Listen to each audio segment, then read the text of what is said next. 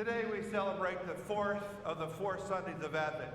And this gospel reading is absolutely perfect for the 4th Sunday of Advent. The entire text I read, first chapter, Luke verses 39 to 44 inclusive. This gospel reading offers for all of us this morning, without exception, a one-word challenge. Hopefully we listen to, we live up to, and I think it's going to make our families and ourselves very happy. Why, this gospel reading is really like a maintenance manual for how we should deal with our families. So if this morning, if you are estranged from your family or some members of your family, this gospel reading is for you. If you don't spend much time with your family, this gospel reading is for you. If you're trying to get close or closer to your family, this gospel reading is for you. Now let's take a look at the very first verse of this gospel reading. It's going to be verse 39 out of the first chapter of Luke, to get an understanding of what's going on here and what that potent one-word challenge happens to be for all of us this 4th Sunday of Advent. Let's take a look. Again, verse 39, first chapter of Luke, starts off by saying, Mary set out and traveled to the hill country in haste to the town of Judah, where she entered the house of Zechariah and greeted Elizabeth. Now, allow your eyes to feast on that. It's a very short verse, but it implies a lot. Just looking at it, we can deduce several important things. One, we could tell this. Mary and Elizabeth, they did not live in the same house. That's what that really implies. It also tells us that Mary lived some distance from Elizabeth. There was a distance that separated the two, and it looks like it might have been a fairly sizable difference in distance. Now, what we also know is this. Mary realized, because she's the one that does the action, Mary realized, if I'm going to develop a relationship with Elizabeth, now it turns out to be not in the text I read, but in other texts of the New Testament, we learn that Mary and Elizabeth are cousins. So Mary realizes, if I'm going to keep a close relationship with my relative, my cousin, I have to, every so often, do one very important thing. What does Mary do? Visits. You're exactly right. Mary realized, hey, I got to put everything down, and I got to take time to visit my relative, my cousin Elizabeth. So she visited her, and I like that second line.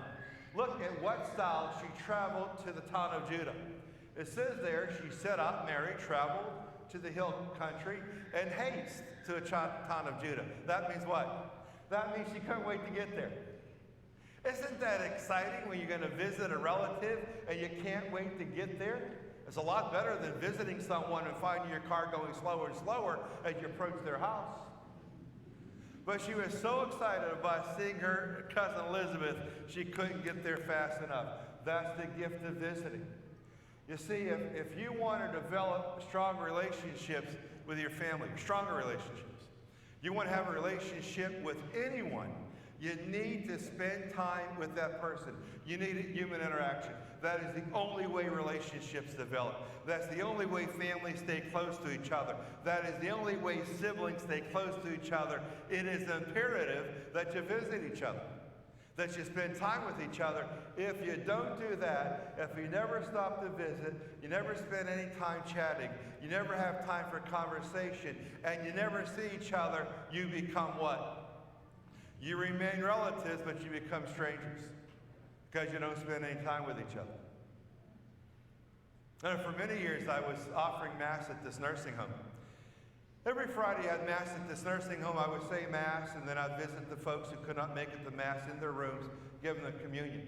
And after I would say Mass in this nursing home, they had a little coffee shop. So I always went to the coffee shop when I got done. That was my little reward to myself for saying Mass and giving communion to those who couldn't make it to Mass. I'd stop and have a cup of coffee. I always would hope that when I went to this coffee shop at this nursing home, that someone was in that coffee shop so I could have a little conversation.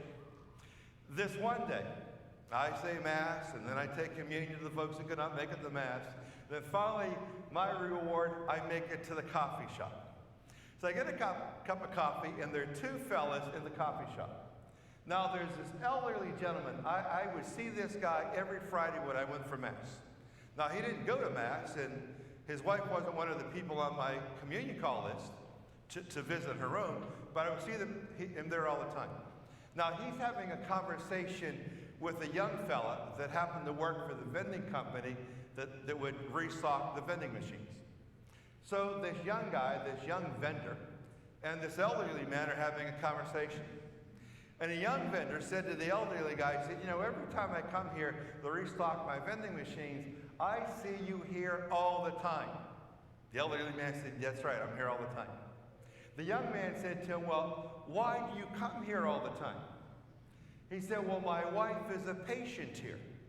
And I come to visit my wife every day.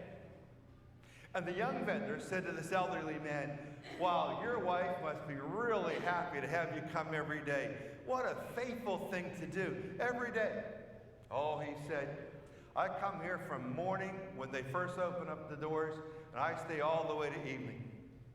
That young vendor, again, was so excited. He said, your wife must really be happy you come here every day. And he said, no, actually she isn't. He said, what happens is this. My wife has Alzheimer's. She is in the late stages of Alzheimer's. For the last several years, she doesn't even know who I am. She has no idea. But I come anyway, and I sit right next to her, and I hold her hand, and I don't even think she knows anyone's holding her hand, and she definitely doesn't recognize me. She has no idea who I am. Now, the young vendor said to this elderly man, he said, well, you know, if you come here every day from morning to night, your wife has no idea who you are, she doesn't even know you're sitting next to her, why do you do that? You know, you could just come maybe for an hour, and then go home, maybe come once a week and then go home. She doesn't know you're here. Why not do things for yourself? Why spend that kind of time sitting with someone who doesn't even know you are? And then he gave an incredible answer. And I was glad I was at the coffee shop that day. And this is what he said. He said, young man, it is true. My wife has no idea who I am. But I come here every day because I know who she is. That's my wife. I recognize her. That's the gal 55 years earlier. I said, I will be with you through thick and thin. I'll take care of you the rest of my life. And that's why I visit her from the moment the doors open to the moment just before those doors lock. I sit right next to her. Yeah, she doesn't know who I am, but I'm here because I know who she is. Visiting. He's staying close to his wife, even if she doesn't know who he is. But he remains close to her. What a sacrifice that he makes in his part.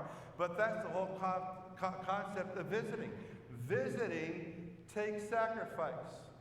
It must have been very difficult for Mary to travel that distance, but she went there with relative quickness in her gait to visit Elizabeth, because she wanted to spend time with her. She wanted to have a relationship with her. She knew how important it was to visit. That's why I like about this gospel. Just before we get to Christmas and that span of time between Christmas and New Year, which a lot of people sometimes have off. The challenge is this. It's a one-word challenge. Visit. Visit someone in your family you haven't seen for a while. Maybe you'll have to get in the car and drive an hour. Maybe, and this also happens, there are a lot of relatives who live literally next to each other. One door to the next door, right across the street. And they will say, my aunt lives right across the street. I haven't seen her in a couple of years, but she's over there. I see the light on every so often. You can't get close to someone if you don't visit. No, we all have 1,000 reasons not to visit. I'm busy, I got to do this, got to do that. I always got to do something. But memories are never made if you're just racing around doing things. You don't take the time to visit. Memories are made when you take the time to visit. I am positive, years after this, Elizabeth said to Mary, you remember that day you took the time to come to visit me. What a powerful message. It is simple. Visit your family this Advent, these days of Christmas. Visit them while you know who they are, and hopefully they know who you are. This man said, Yeah, she doesn't know who I am, but I visit my wife every day because I know who she is. Enjoy your relatives. Enjoy your family. Get close to them. Get closer to them. Re-engage family members you might have forgotten about by doing one simple little gesture, as this elderly man did every day with his wife, simply taking the time, as Mary did with Elizabeth, taking the time to visit.